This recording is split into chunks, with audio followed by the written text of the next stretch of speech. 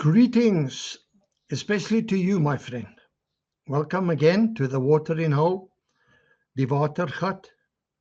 My name is Peter Warne, and as per usual, we're going to spend some good quality golden time together around the refreshing waters of God's Word.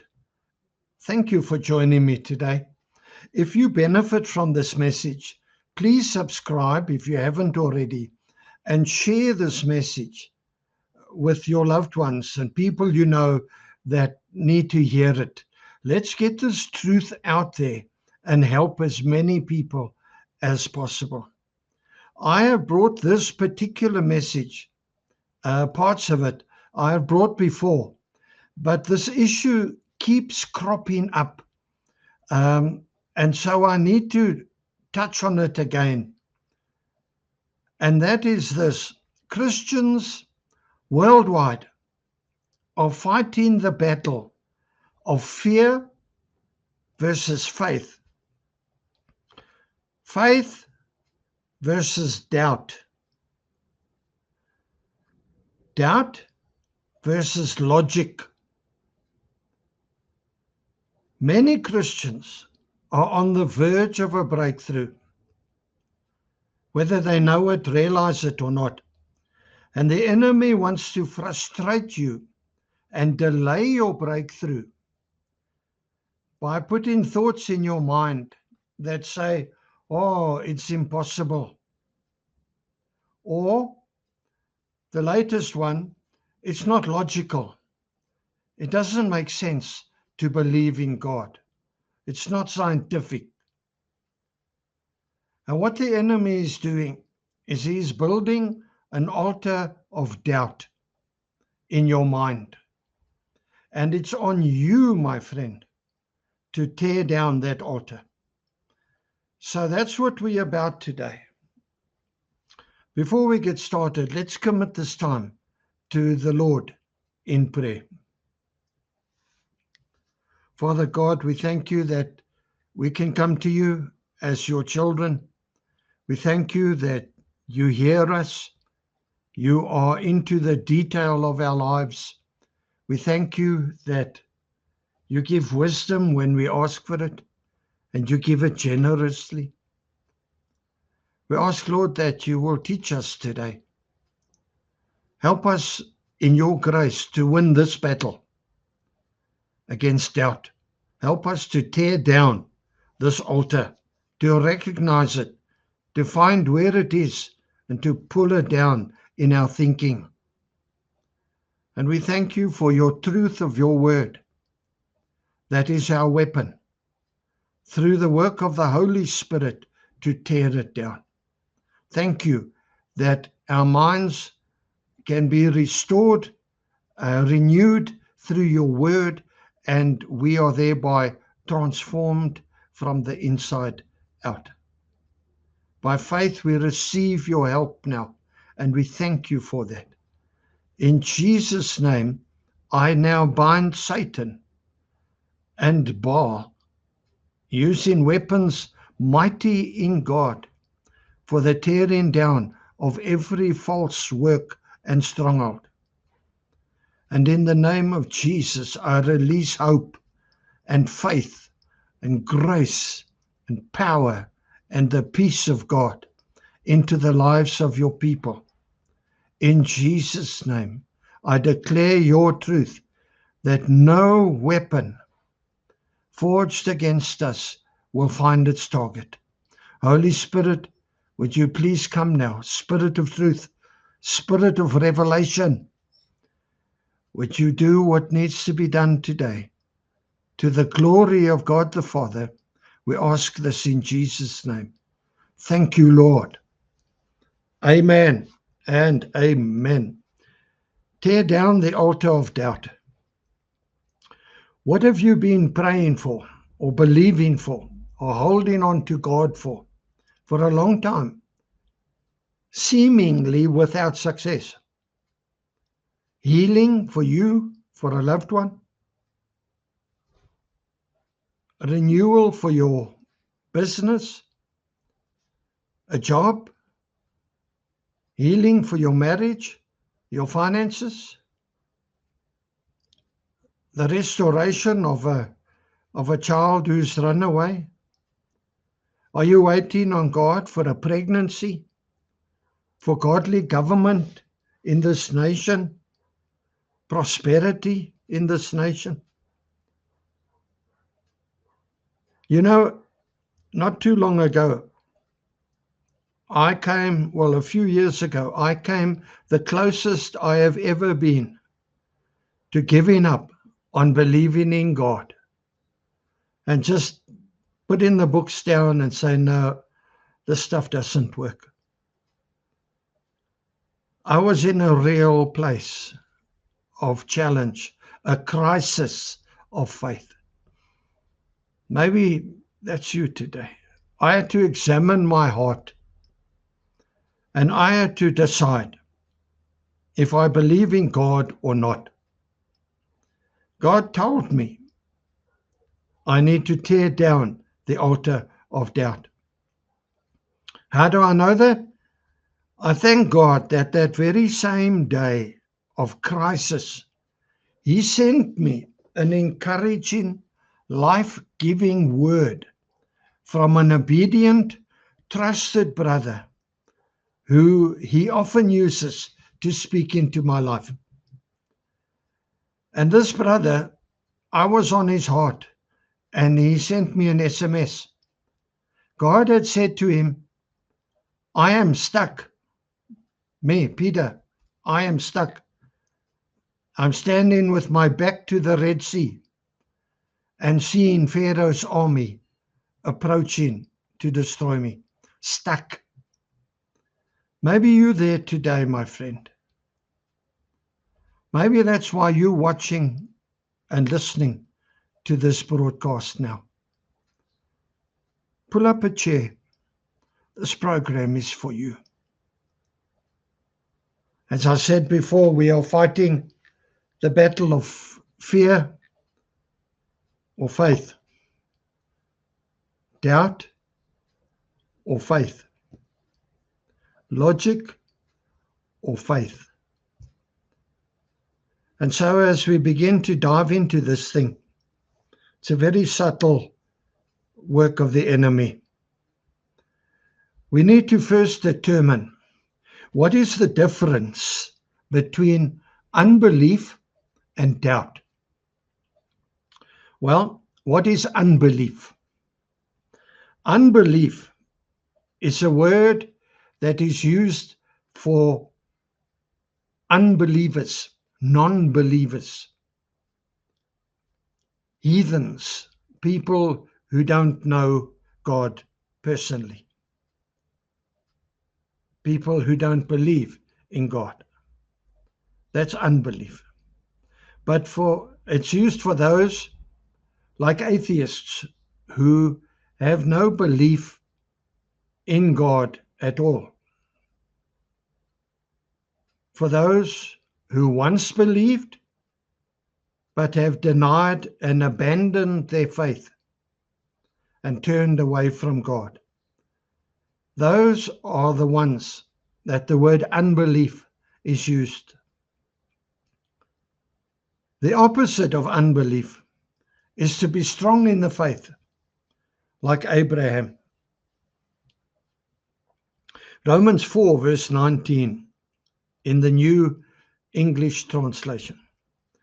Without being weak in faith, he, Abram, considered his own body as dead because he was about 100 years old, and the deadness of Sarah's womb. He did not waver in unbelief about the promise of God, but was strengthened in faith, giving glory to God.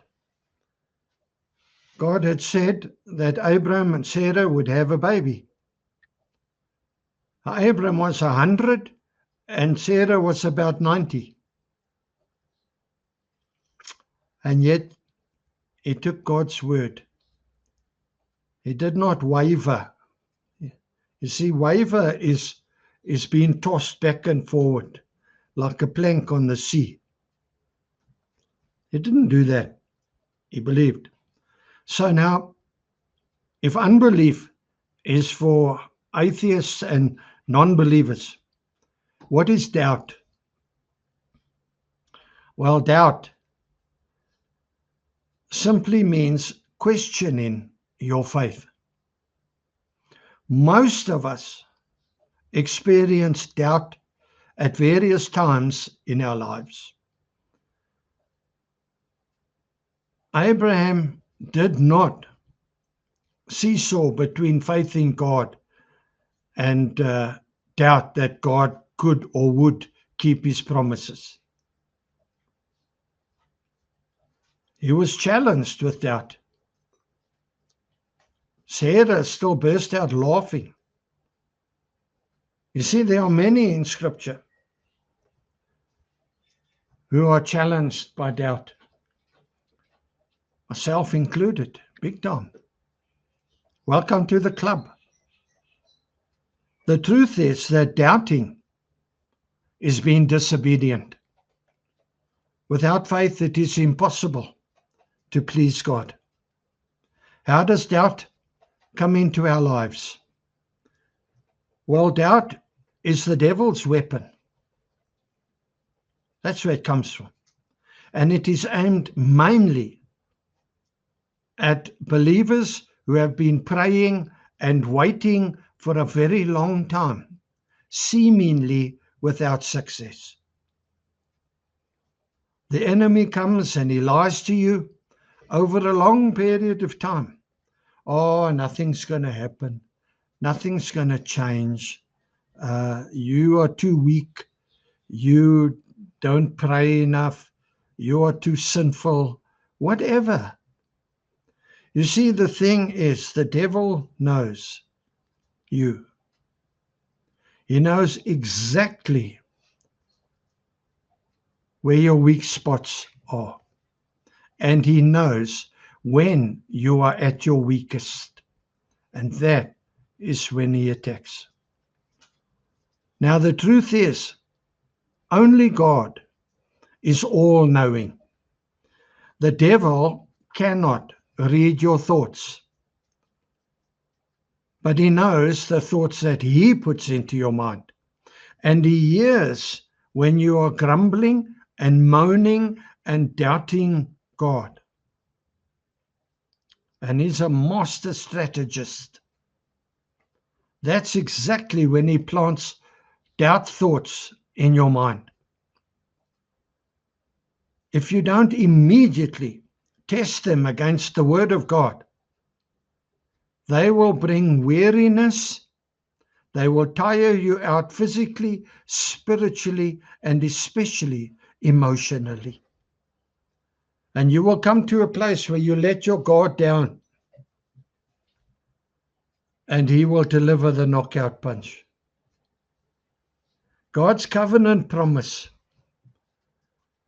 is that he will be God to us and we will be his people. The enemy wants you to doubt that. He wants you to doubt God's word. He wants you to doubt God's love for you. He wants you to doubt that God is ready, willing, and able, and that he is on your side. You see, doubt is a mindset of wrong thoughts that come into agreement with the lies of the devil. The mind is the battlefield of doubt. And if he can get your thoughts to come into agreement with Satan's thoughts, then you are no longer in agreement with God's word. Wrong thinking leads to wrong believing, which leads to wrong speaking, and then to wrong doing. Now, it's on you and it's on me to bring our thinking into line and keep it in line with God's word. You see, doubt is an altar. It's a place of worship where we constantly give our doubts more attention than we should. We pay more attention to our doubting than to our faith in God. You see, is your walk with Jesus all about you? Or is it all about Jesus? Aren't you tired of you? We need to be sold out on Jesus. We need to be consumed by Jesus. Doubt will lead you to the wilderness of weariness, of hopelessness. My question to you today, have you perhaps already given up on God? Maybe you're very close to giving up. Maybe you have just said, God, I'm giving you this one last opportunity to come through for me. Hello? Be honest today. God wants to help you. The story of Gideon in Judges chapter 6 is a story about doubt. The Midianites, who were enemies of Israel, had taken over Israel and had made the Israelites poor. Everything that Israel planted and had planted, the Midianites and other enemies came and stole. Does that sound familiar to you in this country?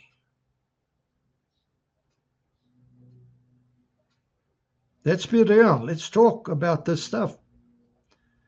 Eventually, Israel cried out to God for help, and he sent it. The angel said to Gideon, "The Lord is with you, mighty man of valor, of bravery." Gideon's reply to him in Judges 6 verse 13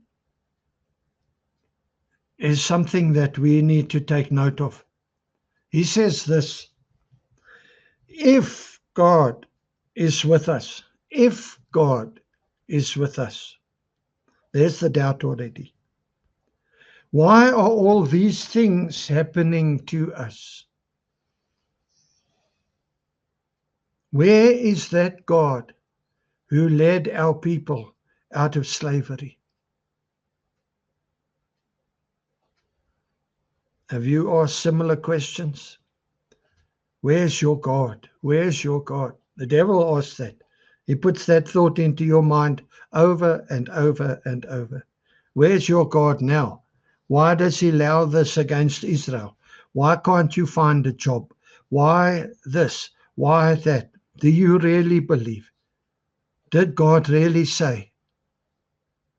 Hello? Doubt is a mindset of stinking thinking. If you think of a little toolbox full of tools, doubt is a toolbox full of different doubt thoughts. And the devil knows which tool to use against you at which time. It's a mindset of stinking thinking. It's wrong. Wrong believing. Agreeing with the devil's lies and not God's promises. Job 39:28 speaks of a stronghold, a bastion, a fortress, a high place of protection and hiding, like the eagle's nest up high. That's what a mindset is. Now it's tempting for you and for me to stay up there on the mountain of denial, on the mountain of hiding away, on the mountain of not confronting anything.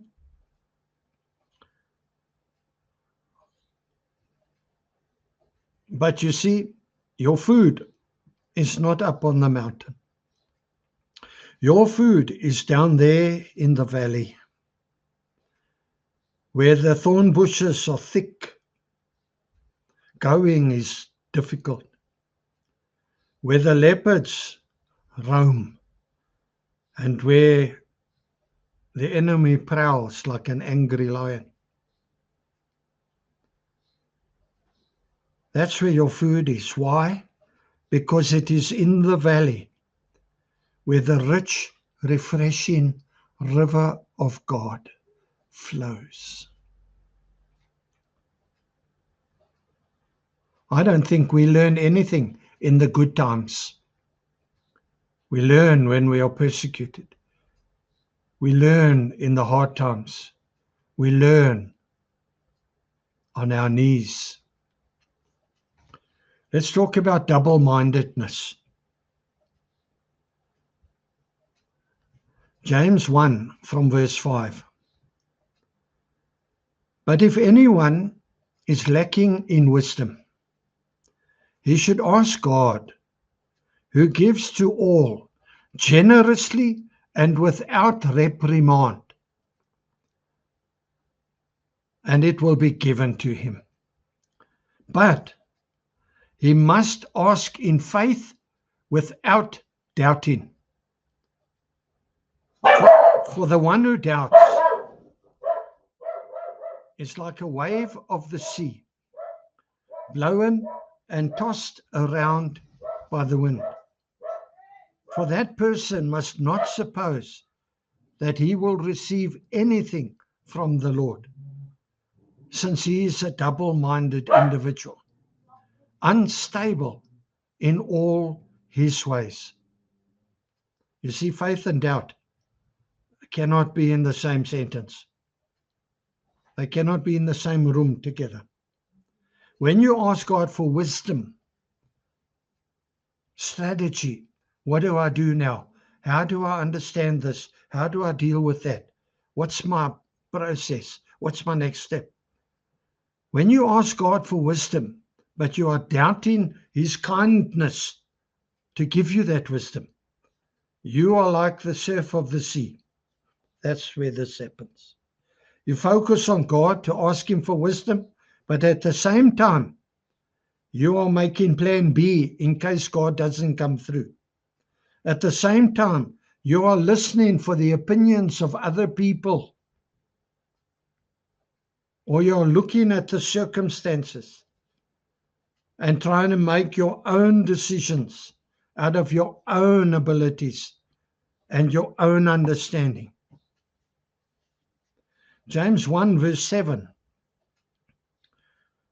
says, it is not wrong to seek one another for advice, but when that advice is more important to you than your trust in God, then you will receive nothing from God. I didn't say that. God said that. Seeking others for advice or listening to the good advice of others should actually increase your confidence in God, not in other people, not in yourself, not in your circumstances. James 1 verse 8, a man who doesn't trust God unconditionally is double-minded on the inside. And this will also appear from his ways. He is unstable in all his ways, not to be understood, and maybe not even to be trusted, because he's one day he's here, the next day he's there. Then he believes this, then he believes that. Then he's here, then he's there. You're in trouble. It's a boxer when he takes a heavy punch and he starts to do the chicken dance. Come on, don't do the chicken dance when the enemy punches you. You may think for a moment that such a man is on the right path, but a moment later he goes in a totally different direction. He's not a reliable person. He has a wavering course. He has no stability at all in his faith life. Maybe his life is just built on shifting sand and not built on the rock. Maybe you think like this: if God can work miracles and revivals in other places, why not in your city? Why not in your family, in your situation? Maybe you say, maybe God is doing mighty stuff somewhere else, but just not for me and not here where I am. There's an example that came out of South America over the last couple of years.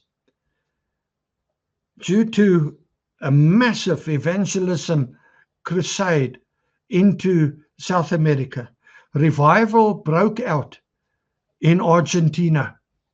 Countless came to Christ. The surrounding countries of Colombia, Uruguay saw this and began to repent and renounce their sinful ways, and they began to pray. And God gave those countries revival as well. But neighboring Bolivia also saw this, and because of doubt, did not work towards it. And to this day, years later, they still do not have revival in Bolivia. You see, my friend, you might think yours is a dead place. I'll tell you what, the truth, there is no dead place. There is only dead faith. David says, where can he go to that God can't see him there? Well, exactly. You see, where faith is released, the Holy Spirit moves. Where faith is released, and the word of God is declared, the Holy Spirit stands over that word to bring it to pass. He has to. That's his job. God stands over his word to see it brought to fruition. And you see, your circumstances, what you might think is a dead place, can become someone else's somewhere else place where God is working mighty things. You can lay hold of fresh faith here today. Jesus is here. If your faith is dead, if it's taken a bash, if you've done the chicken dance once too often, just admit it. God's still here for you. His challenge to you today: do not come into agreement anymore with the lies of the devil. Do not entertain those thoughts. Your faith must not depend on whether God comes through for you or not. It must be anchored in the integrity of the person of Jesus Christ. He does not lie. His purposes are perfect. His timing is perfect. His ways are not your ways. But he is good and honest and faithful and just. Don't live by feelings. Live by the truth. He is the truth. Confess your sin of doubt. Renounce them. Say hulle off. Turn away from them. Turn away from them. Throughout history, the Lord has always reassured doubters of his presence, his comfort, his promises, and his awesome power to do what he promises. Nothing can tear us away from his love, not even our doubts. He can take your doubting and build a much stronger faith. Do not leave this word that I'm bringing you today. Don't leave it here now. take it and mix it with what little faith you still have. Mix it in. And let's you and I together believe God to strengthen you today, to give you what you need, to wait upon Him until He says, now. Let's believe together as you make some life-changing decisions today. As we come to prayer now, I encourage you, do that. Doesn't matter where you are, how much you've messed up, doesn't matter how many chicken dances, doesn't matter how many punches you've taken. Just let go today. Just say, Lord, I can't do this. I can't do this. I can't solve this by myself. I can't give this up by myself. I can't overcome this by myself. Just admit it. Get over yourself. Stop trying to be in control of everything. How's that working for you? It's not, eh? No. So surrender. Let go and let God. And more than anything, invite Him in. He does not force Himself in. Invite Him in. And most important, thank Him for what He is going to do in answer to this prayer. You were not designed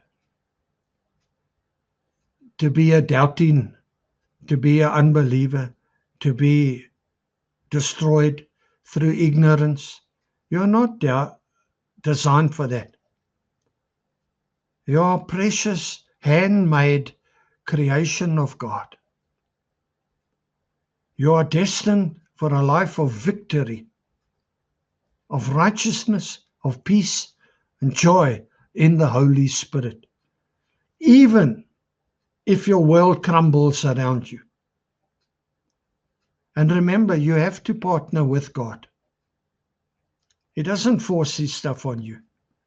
Invite Him, hear what He says, and obey. Do it. Do it. Don't just read His word, study His word. Do it. Have destiny time with Him every day about these issues. Cast your burdens at His feet. Leave them there.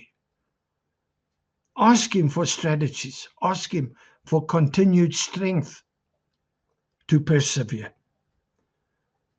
I have to, you have to, and tear down the stinking thinking. Wherever your thinking disagrees with the Word of God, guess who's right and guess who's wrong? If you don't know Jesus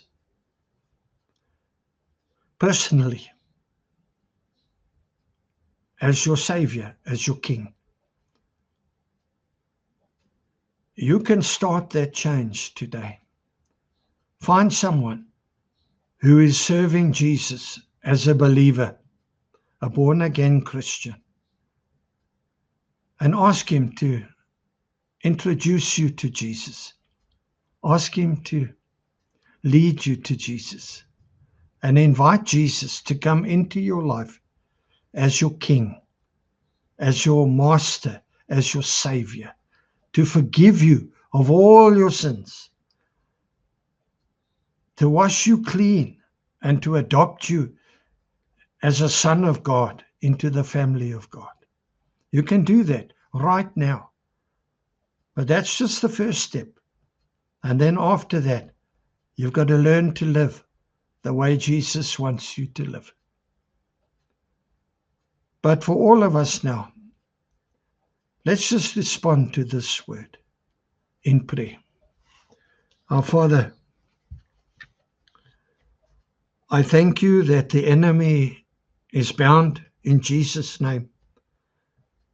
And we want to use our weapons that are mighty in God to tear down every false work, every stronghold of false belief, every altar of doubt. And Father, I ask you today, would you impart to us hope, faith, strengthened faith, grace, power, and peace, hope to base our lives on, faith to believe you, grace to empower us to make the decisions we have to make, power to implement those decisions, and peace of God that you're in charge and all will be well in your timing. By faith, we ask you to help us overcome our doubting. Help us to tear down this altar, lead us to your truth, and give us fresh faith, fresh fire today. Be my God, that I may be effective as your child. By faith, I thank you for what you are going to do. In Jesus' name. Amen and amen. Daar sê. Have a good day, hey? That's the lot and all I got. With love from me to you. Thank you for spending this time. If you benefited, please subscribe and pass this truth on to as many as possible. Until we meet again at the watering hole. Shalom. Be richly blessed. I love you, my friend. Have an awesome day.